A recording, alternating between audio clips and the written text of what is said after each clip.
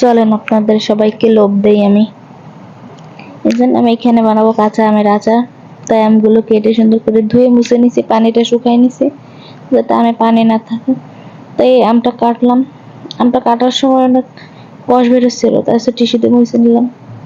তারপর হচ্ছে আমটা এত শক্ত হয়ে গেছে আমের আটি, যা কাটতে পারতেছি না, হাত দিয়ে স্লিপ করতেছে। তার জন্য হচ্ছে টিস্যু দিয়ে ধরে তারপর হচ্ছে আমটা কাটছে। আম কাটতেছিলাম আর হচ্ছে লোভ লাগতেছিল।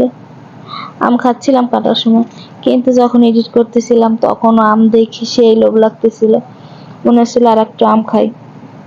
যাই হোক, এখানে মশলা গুঁড়ো করে নিলাম।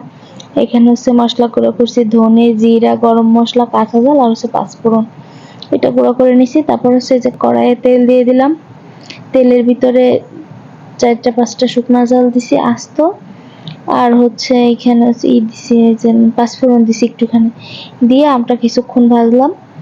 আমটা একটুখানি ভাজা ভাজা করে নিয়ে তারপর হচ্ছে সর্ষে বাটা দিয়ে দিছি। আজকে আমি আচারে কোনো রসুন দেইনি, আজকে রসুন ছাড়া আচারটা বানাইছি। আজকে প্রথম রসুন ছাড়া মানে ট্রাই করতেছি কেমন হয়। তারপর এখানে লবণ আর হলুদ আর একটুখানি বিট লবণ দিছিলাম আর সাদা লবণ দিয়ে যে ভাজা ভাজা করতেছে। আমটা কি আমি জানি পাকা পাকা ভাব হয়ে গেছিল।